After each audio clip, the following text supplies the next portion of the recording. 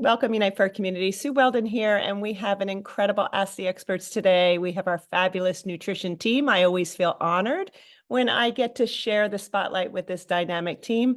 And this is going to be a little rapid fire of nutrition questions. Our Ask the Experts, as you are familiar by now, we cannot do what we do without the support of our community. So I want to give a big shout out to our sponsors. That is West, Merck, Daiichi Sankyo, as well as additional support from GSK and Lilly. So here we are with our nutrition rapid fire. I want to introduce you to our fabulous nutrition team. But before I get started, I just want to let you know that we can monitor the chat. So this is live. So please put your questions in the chat. We love that we're streaming over Facebook now. It will also be in the HER library, and we will be watching the questions. So that way we can get real live time with our 4 dynamic registered dietitians.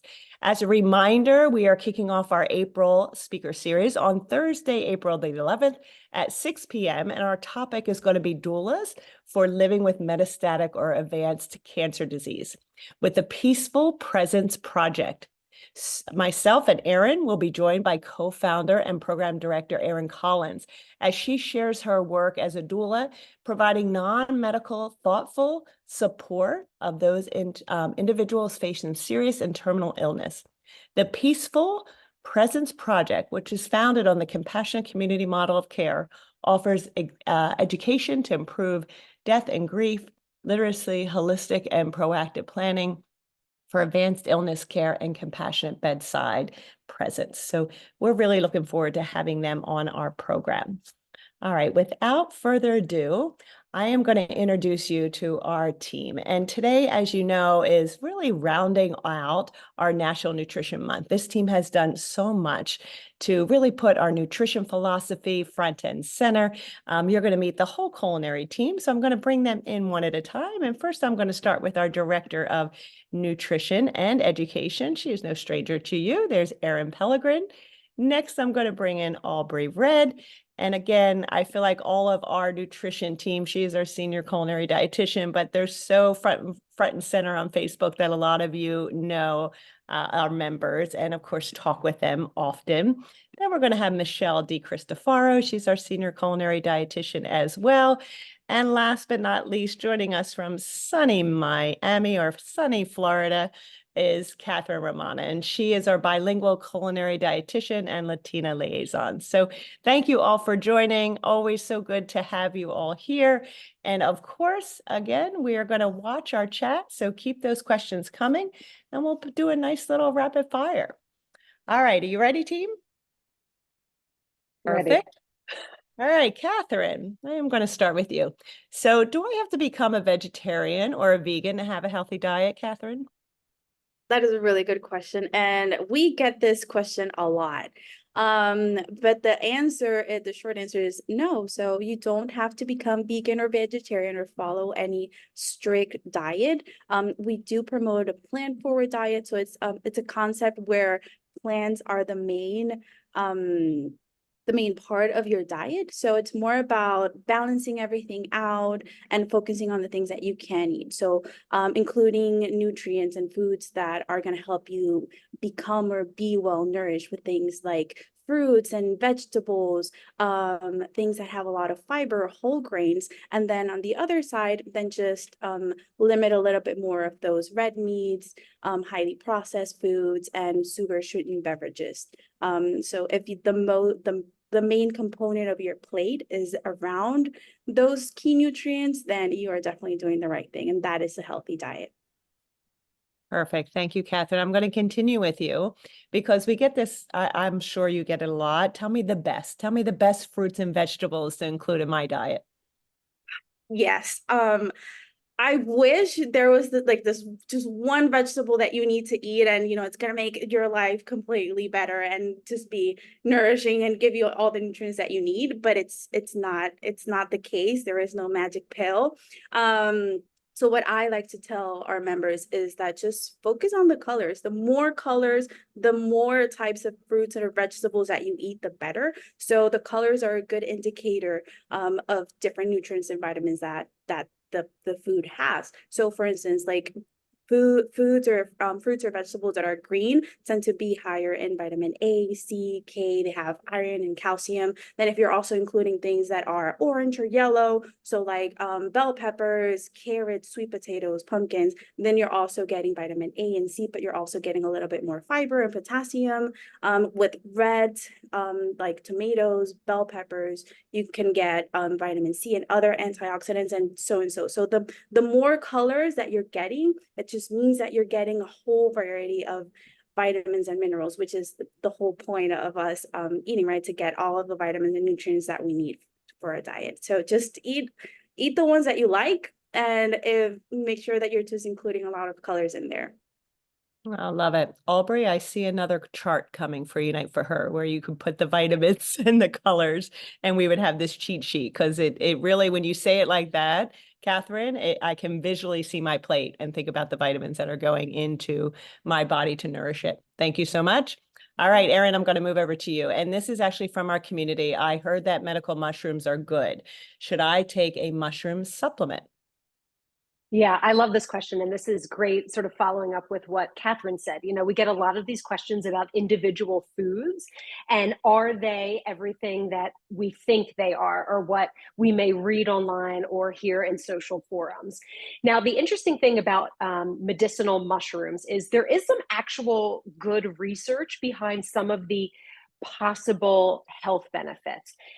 Most often, I mean, there's hundreds of variations of medicinal mushrooms that are out there. Most commonly, and I know we get questioned a lot on variations like turkey tail, reishi, maitake, shiitake, but you know, lion's mane. There's a lot of variations out there. So interestingly enough, Asian countries have been incorporating these mushrooms into their diet and into their treatment of disease for hundreds of years. In fact, Japan and China use turkey tail extract as part of their cancer treatment regimen. Now, it's important to note the FDA has not approved the use of mushrooms for treatment of any cancer or disease here in the United States. But there is some good research behind some of the immune boosting properties that mushrooms can have on the body when they are part of, you know, a regular portion of their diet.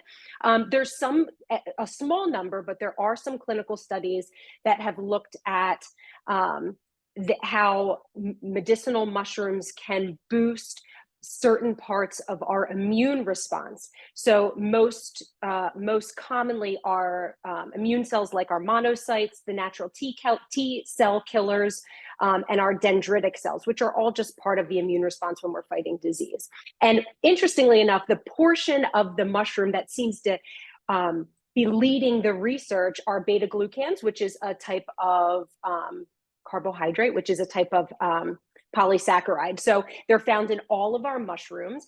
Beta glucans are also a prebiotic, which means that they support the healthy bacteria in our gut, where the majority of our immune cells are created as well. So I want to caution against leaning on supplements that incorporate medicinal mushrooms. There's a lot out there. Generally speaking, they're commonly pretty safe, to be perfectly honest, but incorporate them as a whole food. If you have a farmer's market and they sell different types of mushrooms, you know, pick some up and incorporate them into your stir fries or into your soups, or incorporate them into other dishes because they work so well. And then you're getting all of that beautiful nutrition from the whole food. And when they become a consistent part of your diet and you're incorporating them regularly, you get all of those immune supporting and anti-inflammatory and health promoting properties. Perfect. Thank you, Erin. All right, Aubrey, you're next. Is it important to buy all organic? And where can I make some of those upgrades? Yeah, great question. So I think a lot of us, and a question that many of us probably hear often, is about buying more things organic.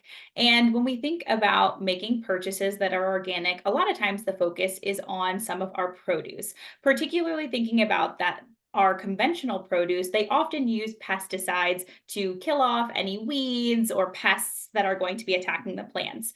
I think what's important to highlight here is that whether you have a conventional apple or an organic apple, you're going to get the same nutrition from both of those. You're going to get the same vitamins, the same fiber. You're going to get the same bang for your buck, you could say, from having a conventional or an organic item. Organic items do also use organic pesticides as well. So really what I would say is making a choice of washing and cleaning your produce items before you consume them. Now, if you prefer the flavor of one versus the other, perhaps something like berries, you prefer the flavor or texture of an organic item, absolutely that's a place where you can make an upgrade. If you're wanting to purchase produce that you want to upgrade to organic, I usually recommend things you eat the skin of. So if you think about an apple where you're eating the skin, you could purchase something like that versus a banana where you're peeling the skin to consume it. So that's definitely a place to make a healthy upgrade organically. You could also choose to make some more organic upgrades in things like your dairies, your meats, and your fishes over the produce. At the end of the day, I would rather you eat more produce, whether it's conventional or organic, than not. Awesome. Thank you. How bad are the pesticides for us? You talked about that a little bit, and we're washing our fruit and, could you break that down for us? Yeah, absolutely. So thinking about the pesticide residue that's going to be on our produce items, when we're consuming it and ingesting it, of course, it's going to go through and into our body. However, a lot of the research shows that we're excreting a lot of those pesticides out, which means that our body's doing its job. So it's removing it from our body, which is what we wanted to do. When we're also consuming those things, they're in smaller quantities than obviously an entire package of a pesticide that's going to be sprayed all over the crop. So it's going to be minimal in its impact if you can't get to wash something. For example, you just grab an apple and you eat it. However, I think it's best practice to wash and clean it for the pesticides, but also for any bacteria. If we think about now in this post-COVID world, people are going to the store all the time, touching and grabbing apples, produce, things like that. We want to clean any bacteria off of it, even if we are not consuming the outside, because we may be slicing through it. So I think washing is a good practice, pesticide or otherwise, but know that these pesticides, if consumed in these small amounts, be it with a produce item, for example, they're not going to be overwhelming to our system. Perfect. And Aubrey, I know the team, they have a really good vegetable wash. Can you just give that recipe? It's simple. Yeah, absolutely. So really, you're just going to be mixing water with vinegar and baking soda. We do have the recipe, I believe, available on our website, which we can share, and it does come as a little card as well. However, you're just diluting a little bit, about a tablespoon or two of vinegar and baking soda into that water, and you can either soak your produce items. So for example, if it is something like greens or berries, you're not going to obviously be giving it a rough scrub because you may damage the produce. Or if it's something with a rougher, firmer exterior, you could spritz it on with a spray bottle and kind of give it a good little massage to get any of that dirt and bacteria off of the outside. And you can use that for any type of produce. Okay, I'm going to stay with you for one more, if you don't Yeah. mind. So just give us some cost-effective ways, to find whole grains and organic foods other than going for the canned or the dried or, right, for lentils and beans. Yeah, so I would say cost effective wise, it's always going to be a little bit more cost effective to purchase something in a larger quantity. Of course, if you know that you like that item, right? We don't necessarily want to go out and buy a 5-pound bag of quinoa if we've never tried it and we don't know that we're going to enjoy it. One really helpful tip is that when you're at the grocery store, on the labels at the store, it will usually tell you the price per ounce or per unit. It may be different than an ounce. And that's a great way to compare and contrast different items to identify which one is truly the cheapest option. Because I know I go to the store sometimes and I'll see 10 different things in 10 different sizes of packaging, and it's hard to kind of identify that. I would say trying to think about purchasing things that you know you're going to use in bulk so that they last a lot longer, be it seeds, nuts, beans, lentils. I know you mentioned canned and dried. However, they are quite cost-effective options when we're thinking about buying things for our pantry. We can get them at a wide variety of stores. Even something like the dollar store has options for dried beans, dried lentils, pastas, rice, etc. So I think picking and choosing and making your grocery list where you may go to a couple different stores can help to cut down on costs a bit. Amazing. All right. Thank you, Aubrey. Yeah. I'm going to come over to Michelle now. Michelle, so can you just tell me, are carbs bad for you? Love this question. Carbs, right? We love We our love carbs. We truly love carbs, and not all carbs are the same, truthfully. So we have to remember, and we know in the past, decade or so, carbs have really gotten a bad name. Low carb or no carb diets. And we have to remember that carbs are the preferred source of energy for our cells, our heart, our brain, our central nervous system.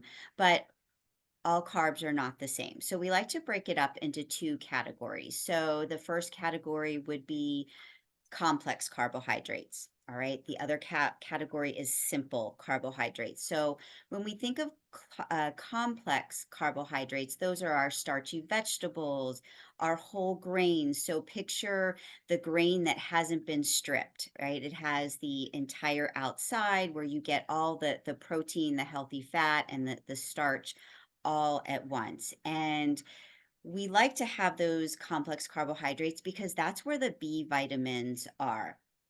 All the B vitamins, we need those to convert our food to energy. Okay. And there's also iron, which can help our red blood cell production, magnesium for blood sugar regulation. So there's so many good things about those carbohydrates, and we don't have to cut them out of our diet at all. Now, going over to the other category, which are our simple carbohydrates. So those are our refined carbs. So think white pasta, white rice, white bread. Now, those are not bad, right? We're never going to give up. Well, I'm not going to give up white pasta. So maybe we think about these foods in smaller quantities or smaller portions, eating them in moderation because they're still very enjoyable.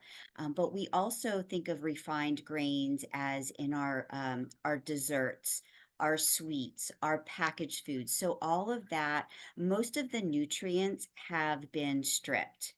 It's not as nutrient dense, not as much fiber, and it's not as satiating. So just a rule of thumb, something to keep in mind, we do not have to cut out carbs completely. Lean more on those whole grain carbs, which are filling and nutrient dense, and especially, most importantly, you're getting all of that fiber. So carbs are not bad. Thank God. Perfect. Yeah, thank you. You were talking a little bit about refined. Can you add on to that and just talk about how bad are the refined and added sugars? Can I lead you into that question, Michelle? Yeah, absolutely. So refined sugars, we hear a lot about added sugars. Added sugar can also be honey or maple syrup. So we have to remember that all sugar is metabolized the same way. So whether it's that white table sugar, if it's organic coconut sugar, honey maple syrup, it's all being metabolized the same way.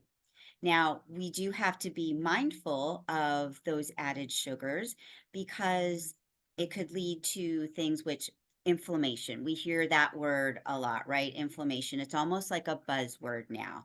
So, if we are consuming too much added sugar, then it can lead to inflammation. Okay. It could possibly lead to inflammation. Okay. What does inflammation mean? So, if we think about when we cut our finger, the blood rushes to it, it swells, and then it heals. That's an acute response.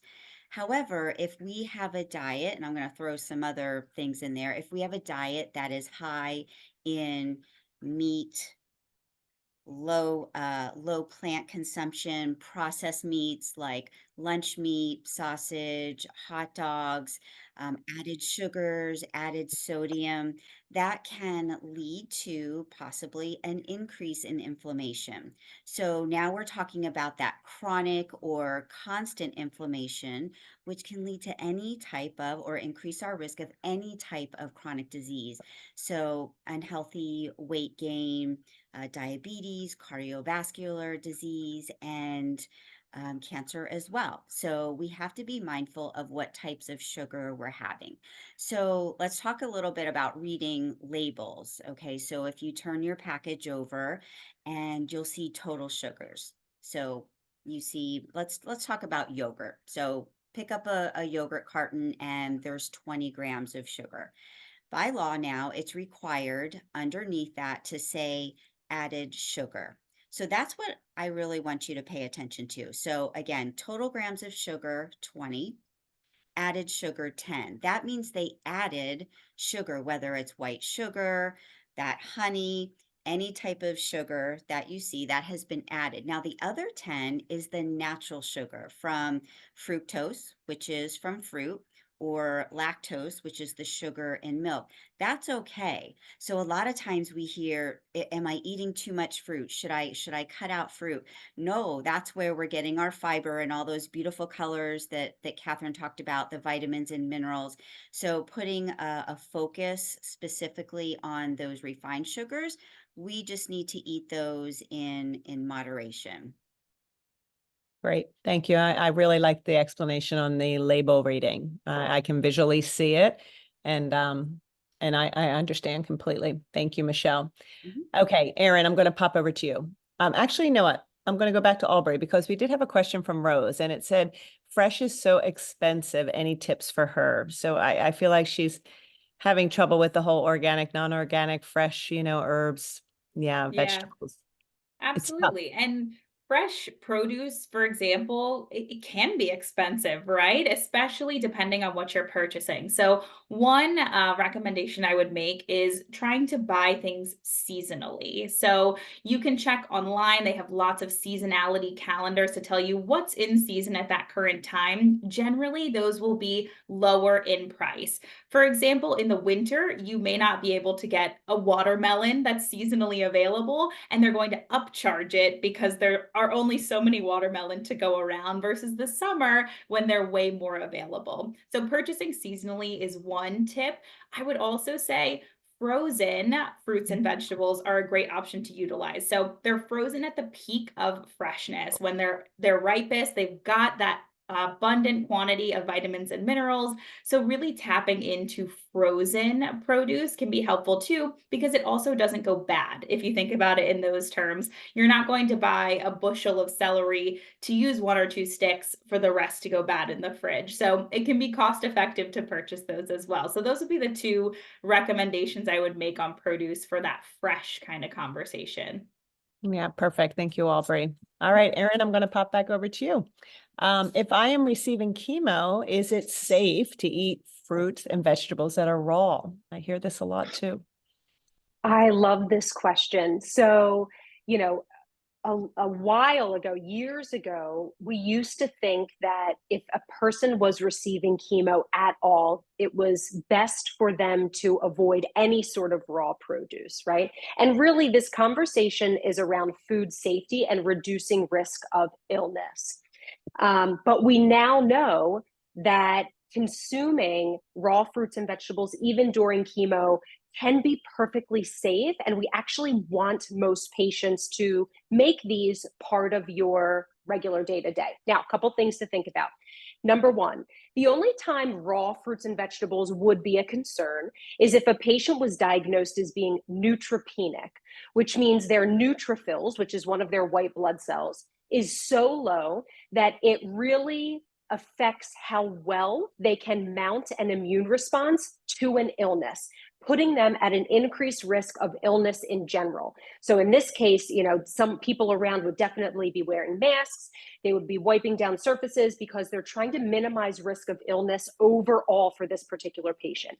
In that instance, we would take that extra precautionary measure and we would say, yeah, you probably want to avoid raw fruits and vegetables in this scenario until we know that you can mount that immune response, right? Your white blood cells are at their within normal limit level. So outside of that scenario, and that patient would know, their physician, their nurse navigator, they would be very well informed if this were the case. So outside of that scenario, absolutely, because as we heard from Aubrey, as we heard from Catherine and Michelle, our fruits and vegetables are where we get so much of our nutrients that support our immune system, fiber that is so good for us. And so consuming them actually helps us with recovering from treatment, tolerating treatment, really supports overall wellness. Now, we want to make sure that, yes, we do want to reduce risk of foodborne illness. So just like Aubrey mentioned about washing your produce, you want to take proper food safety measures, which means you are washing all of your fruits and vegetables before you consume them. You are cooking things to temperature. So making sure that if you are making animal proteins, that particularly if it's chicken, you're getting to that 165-degree internal temperature. You're avoiding things that are raw, like sushi, or foods that may be at something like a buffet, or if you're at a general food place, like in the middle of a grocery store where you might see the open area that serves food, you would probably want to avoid that. Pay attention to expiration labels, use your senses. So if things smell off, or they look off, or they look a weird color, err on the side of caution, because really, again, what we want to do is just reduce risk of foodborne illness. But as long as you're following all good steps and taking precautions, then eating raw fruits and vegetables is a very, very safe thing to do. Awesome. Thank you, Erin.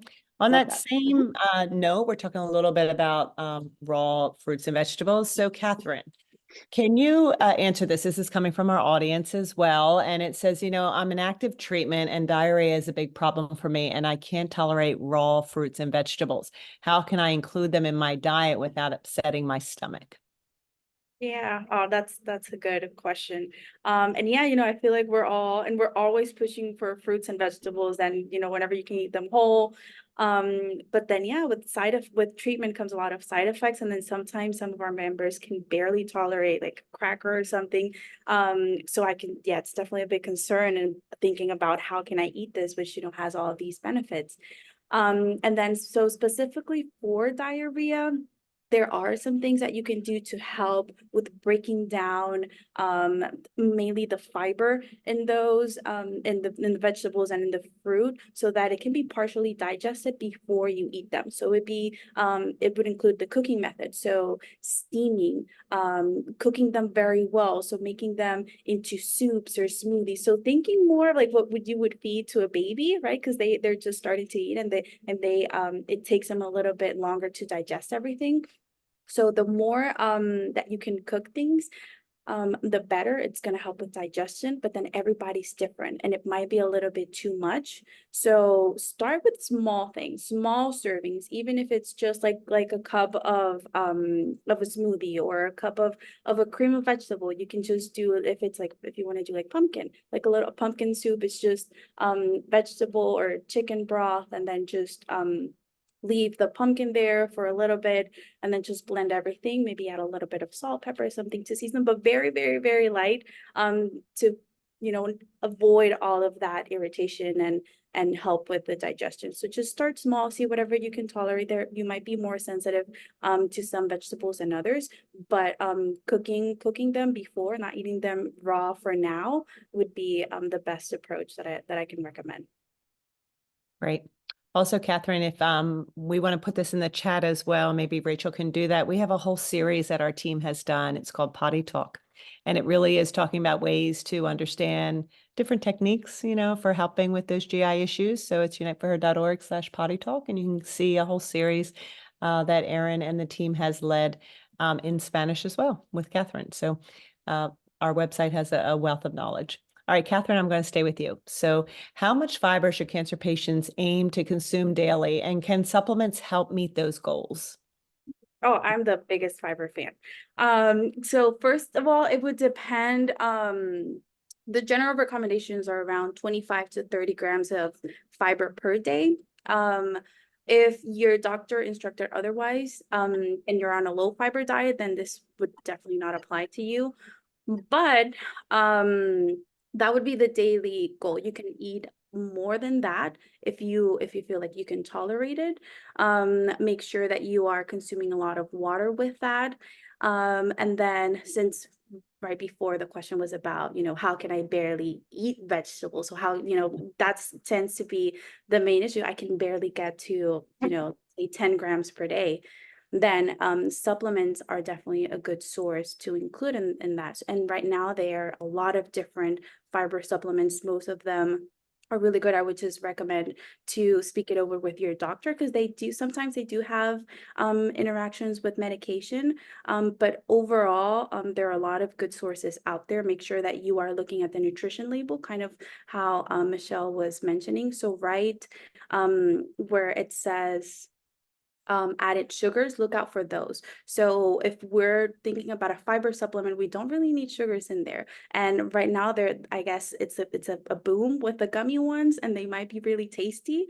But ideally you want to go for one that doesn't have added sugar, especially the gummy ones. When you look at the serving, it will say four gummies. So you would have to multiply that added sugar times 4 if you're doing the whole serving.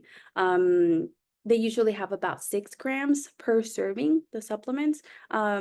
So if you are also increasing the fiber in your diet plus doing the supplement, just keep an eye out for that, because it might upset your stomach if you are following a low fiber diet before.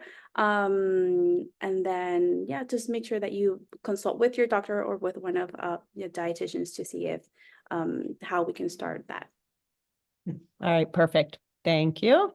Okay, Aubrey, we're going to move over to you. So how much fiber how can I get enough or more protein? And should I be adding supplements like protein powders?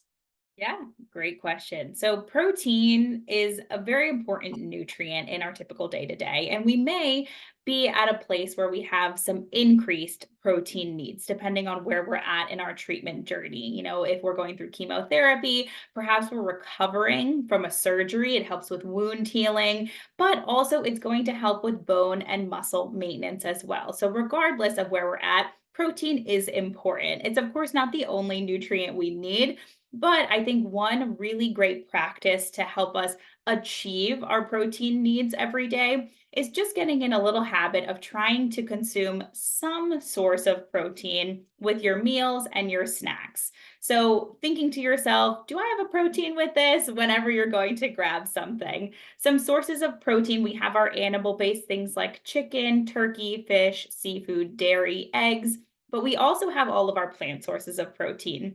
Beans, lentils, any of our soy like tofu, tempeh, edamame, nuts, seeds, even our whole grains, really great sources of protein as well. So if you're grabbing an apple as a snack, I guess I'm going to get an apple after this. That's the theme, is we're going to have maybe some peanut butter with it. Or if you're having a little bit of oatmeal or yogurt as a snack, putting some nuts or some seeds on top of it. Just getting into that practice. You can certainly work with a registered dietitian to help learn exactly what your protein needs are and to help you achieve that goal each day. I would say something like a protein supplement certainly may come into play, especially if you have really highly increased needs. And like Catherine was saying, maybe you can't tolerate a lot of foods. There may be a time and a place for that as well if we do find that you're not achieving those protein needs. But I would say going first with that foods route to see how much you can get in throughout the day. Perfect. Thank you. And I know, again, the team has an incredible chart on protein. I got to see that at Erin's presentation, and my eyes was just like bugging out because I loved how it was so comprehensive. There is such a difference even between beans. Like I had no idea that, certain beans like chickpeas, or they just have more protein than your regular beans. So love that chart. We can pop that one into the chat. That would be amazing, or at least the link. Another good chart. That is also the theme of the day, Aubrey. All right. So how about Michelle? I'm going to pop over to you. Should I be taking a collagen supplement? We hear so much about supplements, right? And is it good for bone health? Yeah. So to piggyback on to what Aubrey was just talking about, so collagen is 30% of our body's protein, and collagen is what keeps us together. So our cartilage, our tendons, hair, skin, nails, bone, muscles. So it's such a big part of our body. So it's no surprise that some of us think that we should be taking a collagen supplement. So collagen is naturally produced in our body through the foods we eat. So meats, fish, poultry. However, if you're a vegetarian, you can also get collagen through the foods you eat. So think about foods with copper, like beans and nuts, vitamin C, like strawberries, bell peppers, and zinc that's in our nuts and seeds. So if you are vegetarian, know that there are other options for you so you can get that collagen. Now, as we age, if we're smokers, if we drink alcohol, the sun, those are ways over time that can decrease the elasticity in our skin and decrease our overall collagen. So those might be reasons why we think we should take a supplement. So when someone takes a supplement, first off, before starting any type of supplement, always check with your physician, to make sure it's not interacting with any type of treatment that you are undergoing. But when we do think about supplements, we think, well, I have arthritis or achy joints, or I want to strengthen my nails or my hair, or perhaps heal a wound. And there's just not enough evidence or research out there that supports this. So maybe really think twice about a collagen supplement. And the other thing too is, you take a supplement, you really can't guide where it's going in your body. So it's going to go where it's needed or where, it wants to go. So that's the trick there. And also, if you were to purchase a collagen supplement, in the ingredients or on the label in the back, there's actually 5 different types of collagen. So there's like type 1, 2, 3, 4, 5, and it all works for different parts of the body. So if you do choose a supplement, make sure type 1 is for joints, if that's what you are going through or going for. There is some positive research, some evidence that if you were using it for bone health, so as you had asked, if you are taking a collagen supplement with calcium and vitamin D together, that research is showing that it can show a beneficial effect when it comes to supporting your bones. So that is promising. But going back to the vegetarian comment that I made earlier, so if you're vegetarian, keep in mind that when you're taking a collagen supplement, it's coming from cattle, even fish, poultry. So that might not be what you want to put into your body for whatever specific reason that you may have. Okay. Is there a certain amount of collagen, Michelle, that we're Yeah, daily so about? it actually has not been proven. I think it was around 2 to 4 milligrams per day, or even less than that. And there's really not sufficient research. So, of course, the back of your package will give you a recommendation, but just be mindful about maybe not going over that, since there's just not a lot of research around that. Okay, thank you. Supplements are a hot topic, so I'm going to stay on there. So, speaking of supplements, are there any specific supplements, and this is for Aubrey, that I should be taking or adding into my routine to meet my nutritional needs? Good question. You're right. Supplements are a big topic. All of us have talked about them at some point, I think. And so, ideally, when we're thinking about our nutrition, if you think about your parents and your grandparents, they're getting all of those nutrients, or many of them, not to speak for all, but they're getting many of those nutrients and historically have from the foods that they're eating. And that is how we're intended really to ideally ingest our nutrients, is from the foods we're eating. That's mainly because when we're consuming foods high in, let's say, vitamin C, if that's something we're in need of, we're going to get all of the complementary nutrients that also help to absorb those vitamins and minerals. So when we're having a really highly varied diet getting in lots of different plant foods, we're really going to reach those levels of vitamins, minerals that we need each day. Now, I know there's, of course, times and places where we may not be able to. And of course, I think trying our best to get in that variety is ultimately going to be the goal. When we think about supplements, it's important to highlight that they're not regulated by the FDA. So whenever we're purchasing a supplement, we want to make sure we're getting one that's of a good high quality. What we can do for that is we can look to see if it's been third-party tested, which is just a process that the supplement company goes through in order to prove this supplement is what I say it is. So you can search that online. There's usually a small little indicator on the supplement bottle that will tell you NSF, for example, is one company that does credential them, but there are lots of third-party testing sites. It's also important to highlight that with all of our nutrients, there is what's considered a toxic upper limit of most of our nutrients that can cause some effects, mainly things that are going to be GI related, diarrhea, things of that nature. So especially when we're taking a lot of supplements, maybe we're taking a sleep blend and a health blend and a focus blend, they may all have one nutrient in varying quantities. And when we start to take more and more supplements, we start to get closer and closer to those upper limits. So I always recommend using caution with supplements. If, for example, you get your blood work done and you find that you're low in magnesium, then working with one of the dietitians to talk about what are food sources of magnesium and how can I add more into my day versus jumping towards that supplement. Also, as many people mentioned, you always want to bring any supplements that you're taking to your provider so that they know that you're taking them in case there are any interactions. And I think just doing your due diligence in that sense will help to make sure that there is nothing to be concerned about if you are taking any at the moment. Awesome. Thank you, Aubrey. All right, Erin, I'm going to pop over to you. So how about magnesium? Could it even prevent neuropathy? Can you talk a little bit about that? Yeah, we got this question recently. So first, we'll start with the portion of the question around preventing neuropathy. So, the neuropathy discussion usually comes up because many of our chemotherapies have an effect on nerves, and specifically in hands and feet. So the peripheral part of our body. So when it occurs as a result of something like a chemotherapy regimen, I am unaware of anything that has been proven to prevent that from occurring, unfortunately. There are certain things to do to potentially reduce the severity of it. You can ice your hands and feet.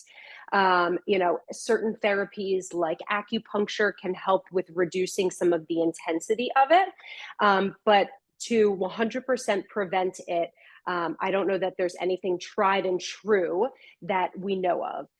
But again, certainly, and I'm sure many of our community have worked with their nurses about, icing their hands and feet, which has been proven to be pretty effective. But again, we're going back to that prevention word.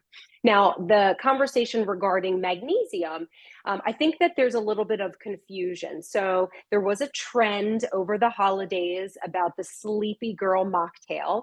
We did make it at one of our virtual hangouts, and it was centered around a form of magnesium, because there are several, called magnesium glycinate. You may also see it on the label as magnesium biglycinate. It's more of a scientific name, but essentially they are the same.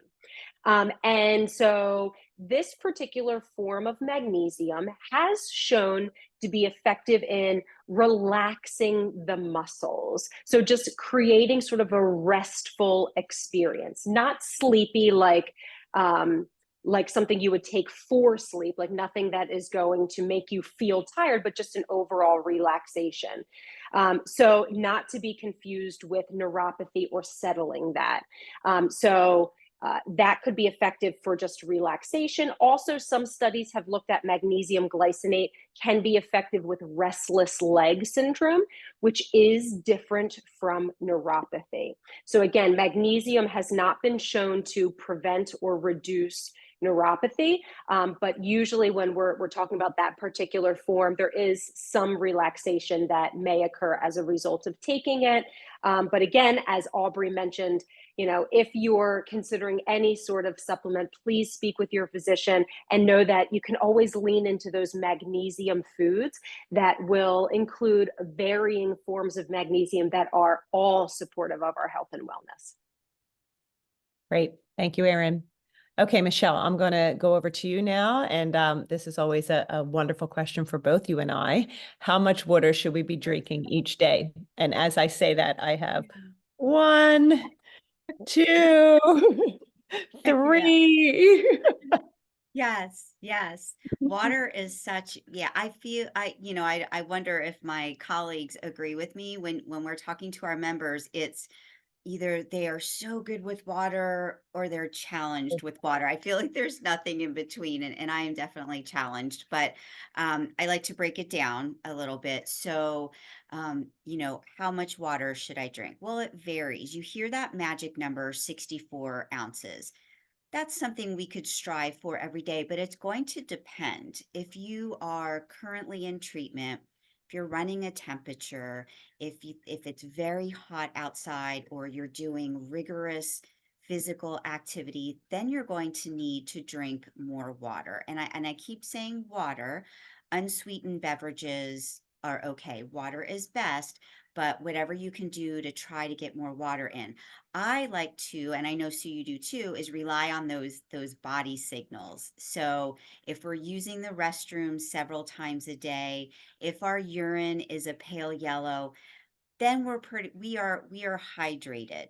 Okay, but again, if you still need that number to reach every day, try for 64 and then assess something that you were going through. Again, if you're sick, if you're going through treatment, and go from there. um, if we are just struggling with getting that water in, think of food. So broth-based soups are foods with fiber, like fruits and vegetables. So apples, lettuce, cucumbers, celery, melons, those foods are very hydrating. So perhaps lean on that if that is working better for you. Um, Sometimes water is just not working for us. We're having taste changes, or we're just, low appetite, not feeling well.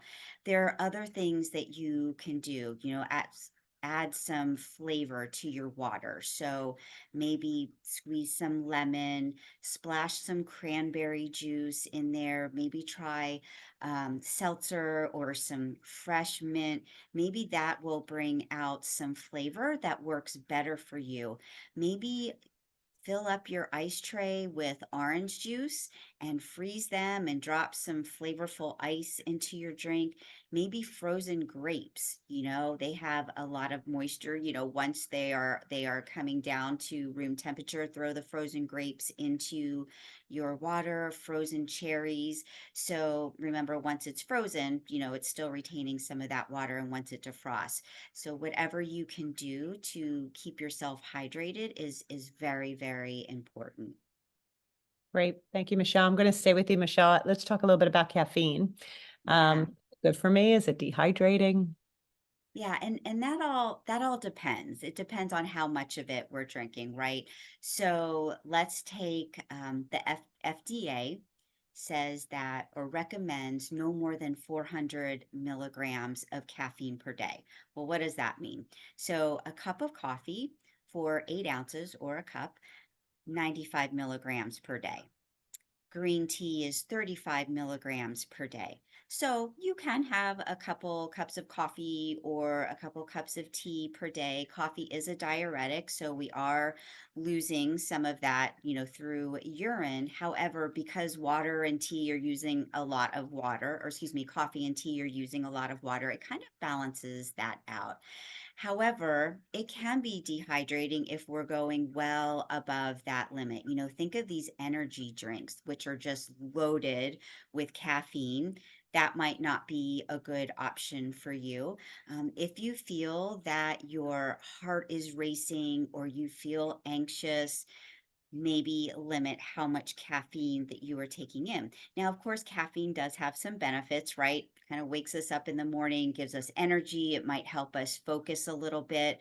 But hopefully, if you are having that caffeine later in the day, hopefully you're not, if that's keeping you up at night, try to stick to the morning hours, limit how much caffeine that you are taking in.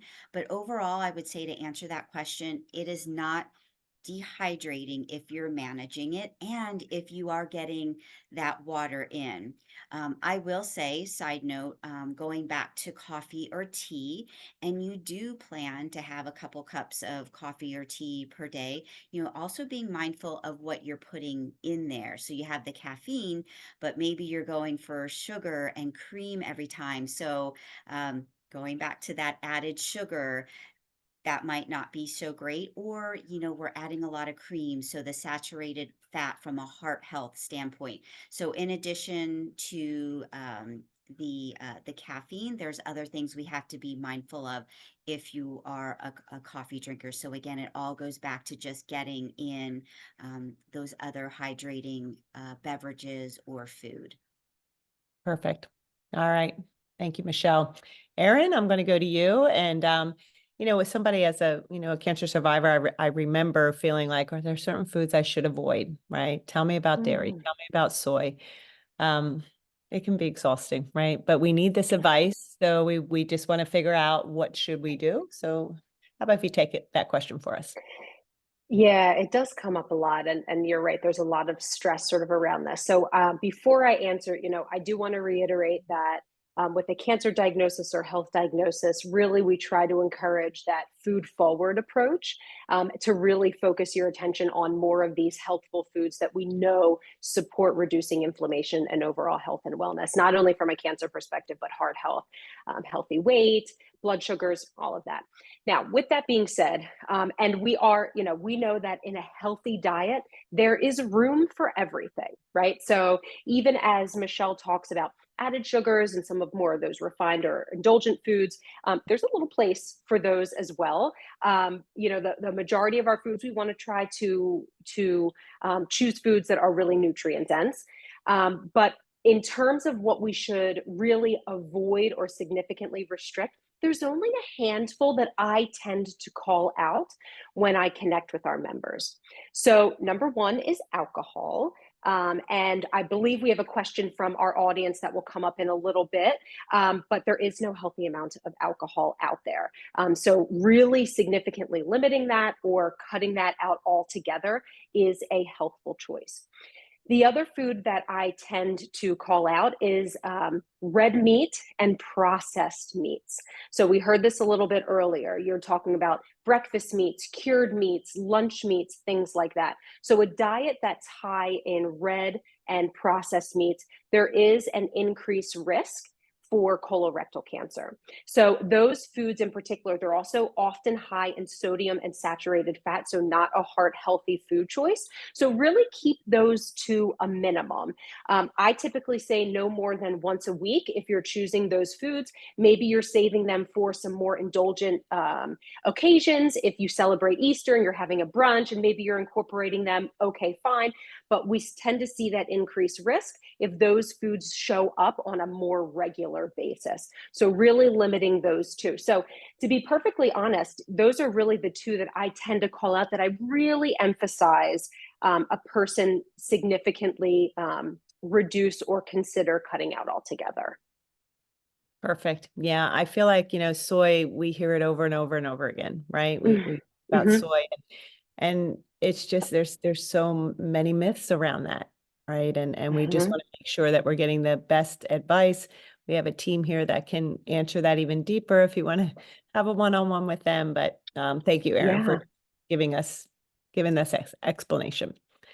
Okay, you did touch on a little bit. So Aubrey, I'm going to go to you. This is the last question from our audience, and it is about alcohol. What about alcohol? Can I enjoy a glass of wine sometime? And what can I have as an alternative? And I know we know that answer.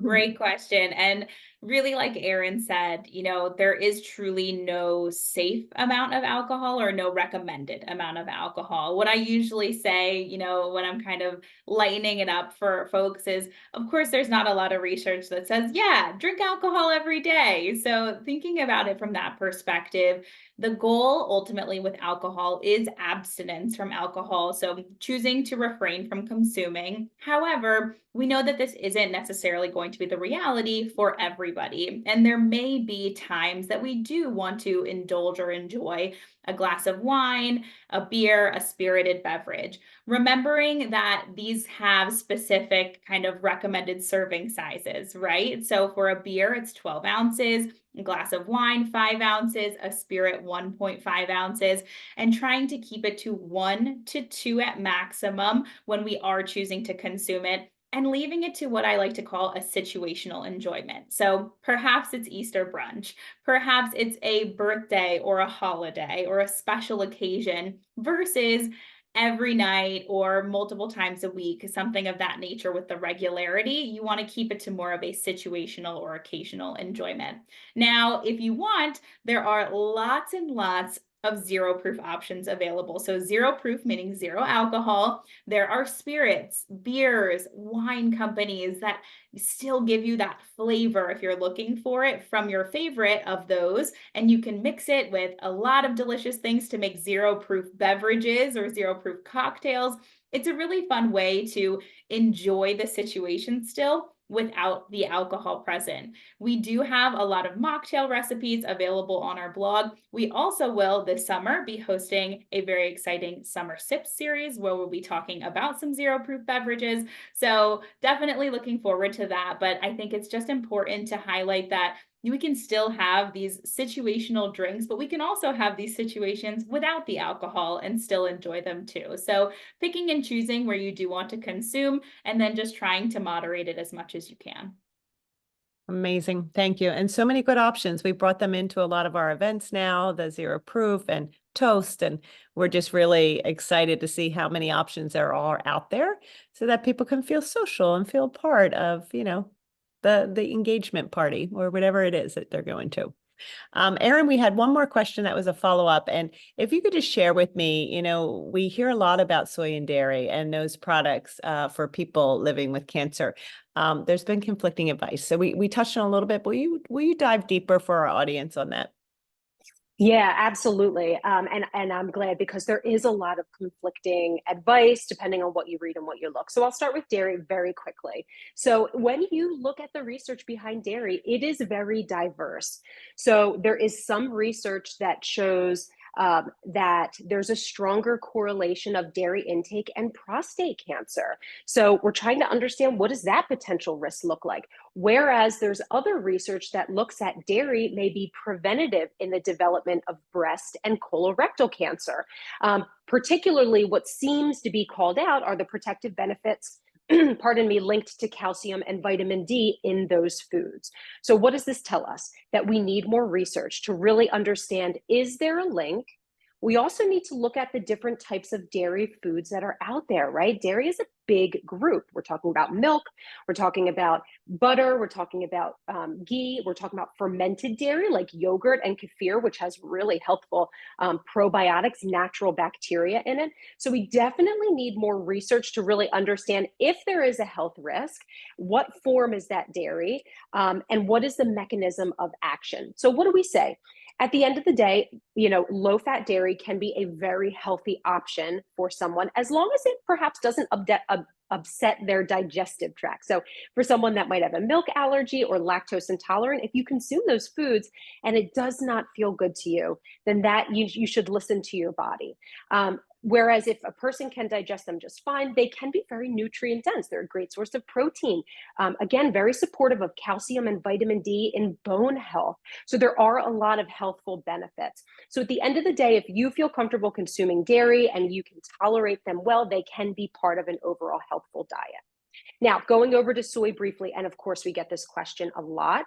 And we heard Aubrey talk about the protein sources like edamame and tofu and tempeh that are great sources of protein. And we know that soy foods, wholesome, high quality soy foods can be a healthful part of a diet, even those with a breast and ovarian cancer diagnosis, because in fact, studies of the cultures that consume high amounts of soy, we see a lower incidence of breast cancer development. And we know that those foods help to lower inflammation and can actually be protective in the way that they work in the body. So again, can be a very healthful part of a diet. Soy is one of those foods that, because there is such a trigger that can be created if someone feels a little angst as to whether they should or should not, at the end of the day, it's really about your comfort level. So if you've already made that decision that you're like, I am not consuming soy foods, I don't care what the research tells me or what we know now, then let's not worry. Let's not create additional anxiety. Let's look for other foods that you feel good about that also is really nutrient dense, where you can get those wonderful, healthful nutrients, fiber, protein, minerals, all of that good stuff. So there's always other avenues that we can take so that you feel good about the foods that you're consuming. Yeah, such good advice. I feel that so much in our community, that the worry is there. And sometimes the worry can be worse than, the actual taking of the food itself. So Yeah. don't worry yourself, right? You want to have that balance, and then we'll find ways. We're very forward thinking in different ways and creative on what you can have. All right, I think we could go all day long. You guys are amazing. I love having this talk. I'm all about food and just appreciate everything that you bring to our community. Thank you all. It was such a good segment, a little longer than we normally go, but it does not surprise me.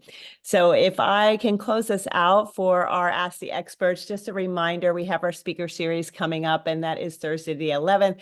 Erin and I are going to be joined with the doulas for living with metastatic advanced cancer. Her name is Erin as well, Cullen, and she will be presenting. So it's a really important topic.